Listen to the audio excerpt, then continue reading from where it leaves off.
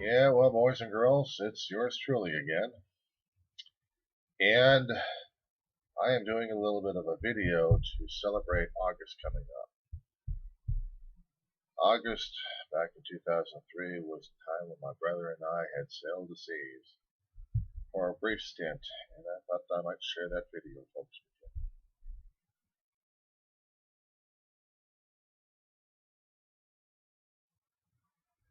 Well, to start things off on this voyage, a little background history. The cruise that my brother and I actually had was on a ship called the Monarch of the Seas by Royal Caribbean Cruise Line. When they actually did have the West Coast operation and doing the Mexican runs, they couldn't do them because of the Mexican cartel gangs getting so popular during that time that it interfered with the tourism. And so, in safety of the passengers and crew, they decided, at least that was the theory, that they would move all operations to the Caribbean side, leaving the West Coast open for Carnival Cruise Line Corporation and Norwegian Cruise Lines, and maybe a couple others.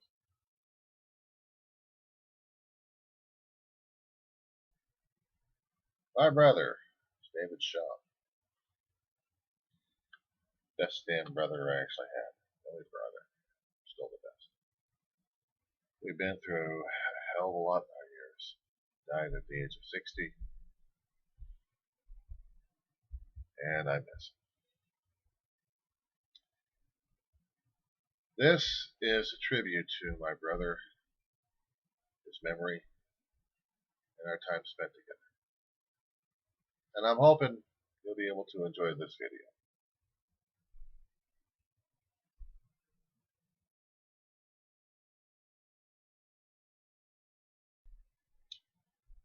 The weekend that we had the trip, our mother, Mary Ann Shaw, and her friend, Mary Dolores Boutros Reed, had spent 10 glorious days on the water, leaving us to have 10 glorious days of housework to do. And the only reward we actually got out of it is a 3-day jaunt away from the family. But then again, that was new to us. Having a night off away from Ma was, some guys say gotta have fun. But 3 days alone on board a ship with booze and women and food and adventure on the seas. Oh my God, what the hell are we supposed to do?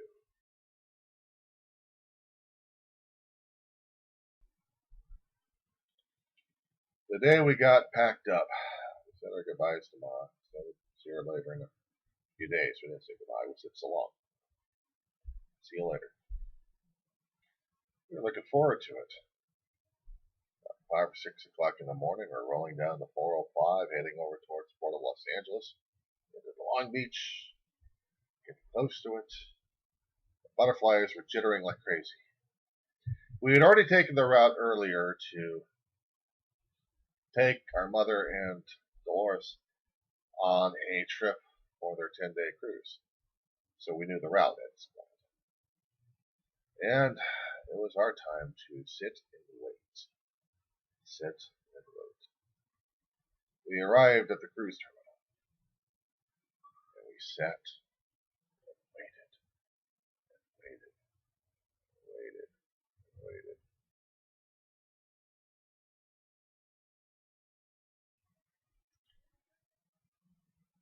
My brother and I drove up to the Port of Los Angeles. As I said before, when we got there near the port of terminal port, World Trade Cruise Port. Number 1, actually. I think it was number 2, one of those two. And you had to sit down and wait. I mean, you could get up and find snacks and stuff. They had to get people departed off the ship, and then there was the loading of the cargo and the loading of the luggage. But that didn't start Well, actually, it did start when he got there. Take the stuff out, get tagged up. Go inside, you check yourself out, and then you have to wait until about 11, 11:30, 12 o'clock. Okay, what else start going to do with this one? We're going to have handicapped and disabled person and everybody else come up here. Different sections, different batches. There we go. That's what we did. Dave and I came on board, one of the few people. Because he had recovered from a knee surgery. He had a cane with him, so we marked on the limp, and now he's a caregiver.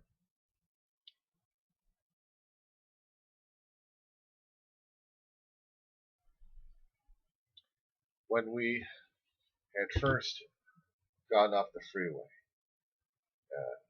saw the port of Los Angeles, and I saw the Monarch of the cruise ship. I'm like, oh my God, what the hell is this? That's our cruise ship, John. You gotta be kidding me. I'm thinking it's the Millennium Falcon looking junket at this point up here because I didn't notice this ship had a charm of her own. Now, I had already seen the Princess Cruises ship of the Sun Princess. I had that image that we were going to be going on a ship like that, but I didn't see anything special about the Monarch. Like, what the hell is this damn ship? What is this thing? And when we got closer to it, I just had a look at it real fast.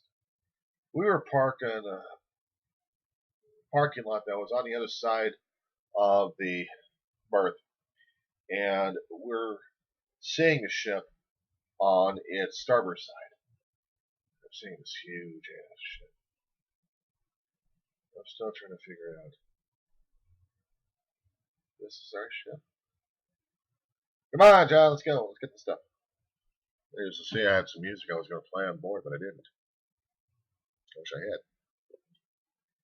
It would have been something to play when the ship was leaving.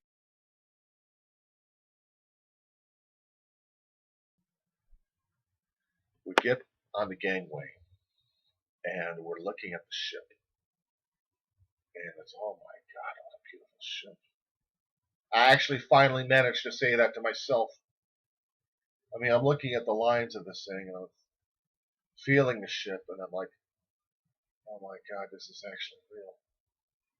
We're actually going on a cruise ship. And I felt the excitement finally. Because I had to make sure that I wasn't dreaming at the point. And my brother and I were totally excited about it. Found what we call the Windjammer Cafe. It's their buffet area in the restaurant section. At the top level of the ship, I believe it was in the 12th or 13th. And it's a bow ship, looking at the forecastle. And my brother and I got our meal, and we're sitting down, and we're enjoying ourselves. And David looks at me and says, John, look down there. Now, keep this in mind. On our way over to the cruise ship, we were listening to a radio program.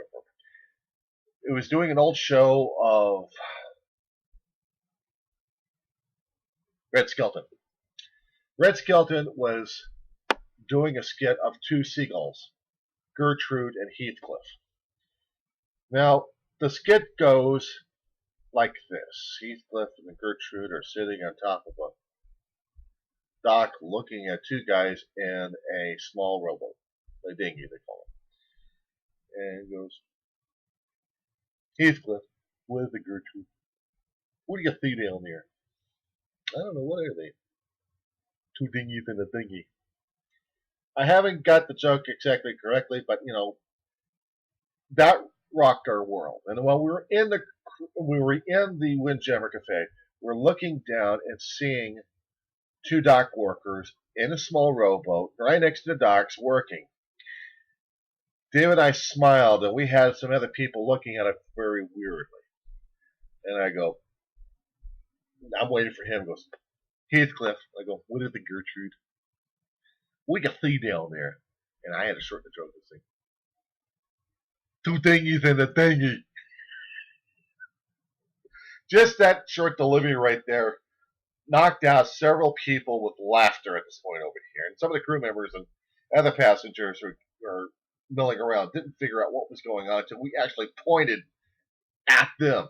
The people who have actually got the joke are old enough to remember Red Skelton. It was the most priceless moment, and it was the start of our cruise at that point.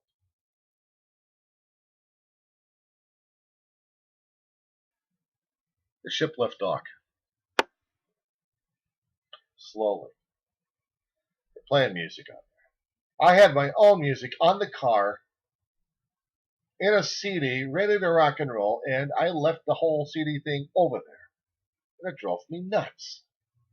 Because I had this planned out on how this thing was going to go. So my brother and I are in the starboard side of the ship, near the midsection. So we made our way over to the aft, just for a short time, just to see the engine going, and then we made our way to the fore, alongside, and then as the ship is pulling out of the dock, it's around 5 or 6 o'clock. It's still light. She lets out a huge blast from her air hole. Huge blast. And we're like, holy shoot, what the hell was that? That, Johnny boy, was the cruise ship horn. Holy moly, that's a big horn.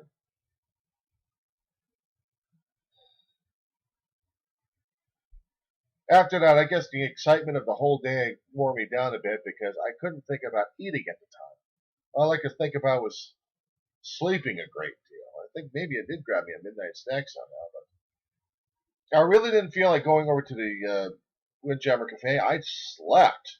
I mean, I was so excited about that day's event. It just wore me out, and the next thing I know, I'm waking up at 3 or 4 o'clock in the morning. And surprise, surprise.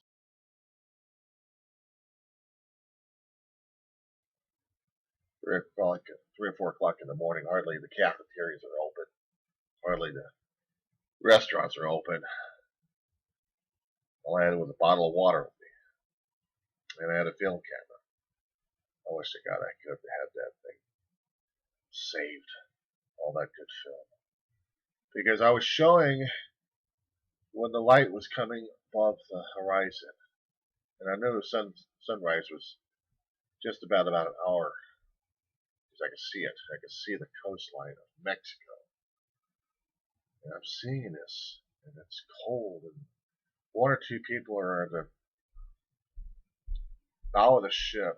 Or in an upper level sports track area. And we're watching this.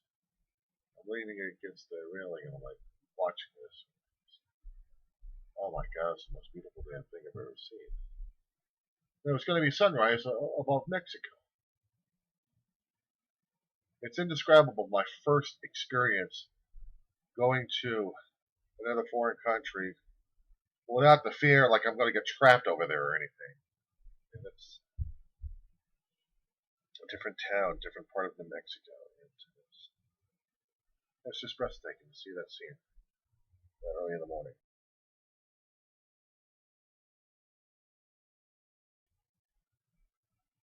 Word of advice when it comes down for cruising. Make sure that you have every piece of article clothing that you need for that trip, and make sure you research it thoroughly. Because on some cruise lines, they actually have formal nights, and other cruise ships, other cruise lines, don't have the formal nights, but they do want people to look nice. And for me, looking nice in a formal night was having a shirt and a tie and a coat. Well, I had a coat and I had a shirt, and the tie looked like crap. I wanted a nicer tie. And it didn't happen. There were pictures that Dave and I had taken just before the ship had left of what we looked like. But I wanted a different tie.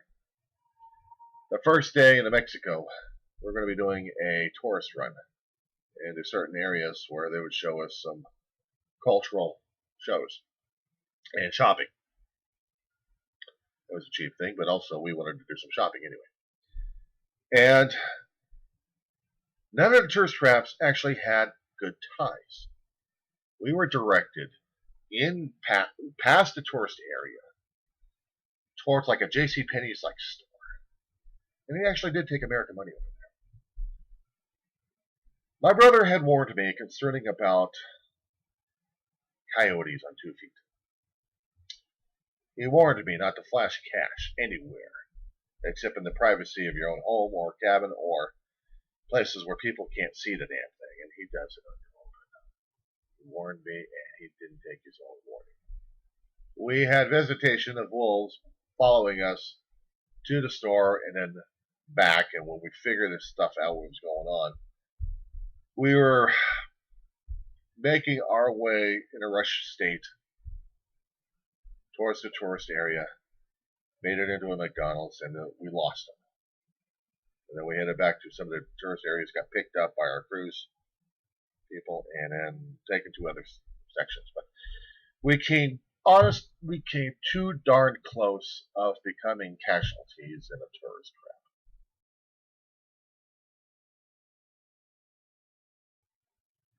Well, we survived the formal night.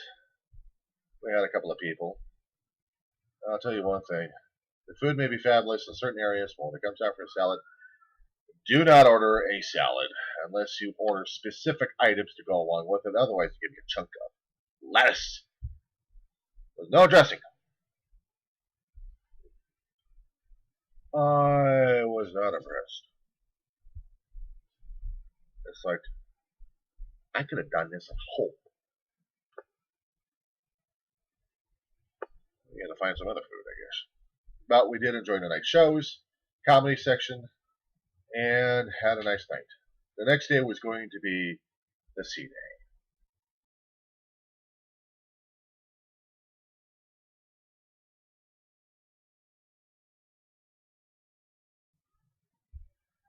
First thing in the morning, we hit the buffet, and then we started walking around and just starting to really mose around the ship. Now there are bars on the ship of Monarch, at least one or two. One of them is called the Schooner's Bar, and it is very nautical looking, as we're also right next to the casino at the time. My brother was going to be losing money in that place, that's for sure.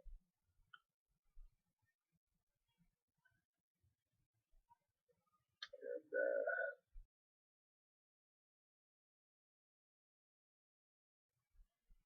what they would call a typical day at sea was pretty much typical for the Royal Caribbean crowd, except they had a lot of people there crammed on board.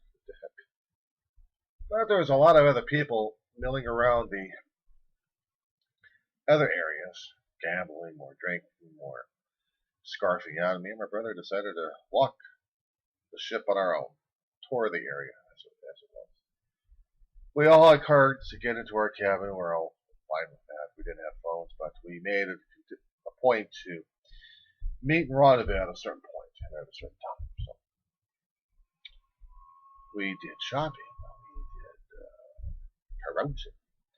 We explored different areas of the ship that, quite frankly, I was just thrown off by the beauty around. And I had never been on the sea quite like that before. We met down below on the deck, and we had we had the cruise director trying to get some shots of people having a good time. Now, keep this in mind, my brother and I are recovering alcoholics, so we don't drink.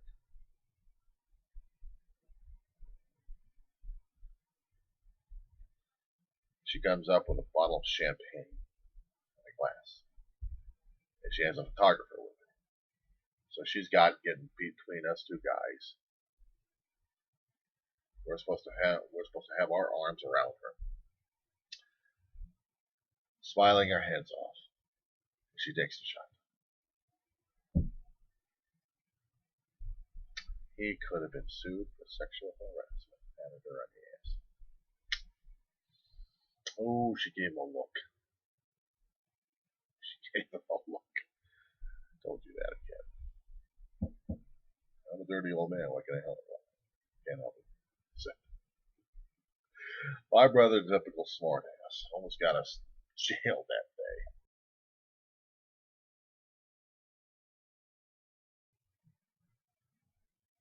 I soon realized what kind of a trip it was going to be when it was just about over.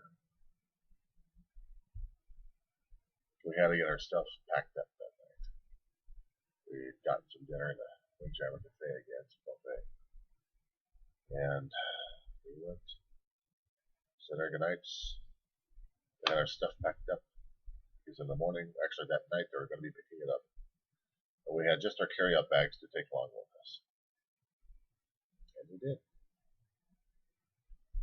And I was very sorry of seeing that ship go. As we left down the gangplank into the cruise terminal. And we made our way to get our luggage, make our way back to the car, which was still there, and we drove home. But before I left, I had to take a few parting shots of the ship that day, both inside and out, because I wanted something to remember it by.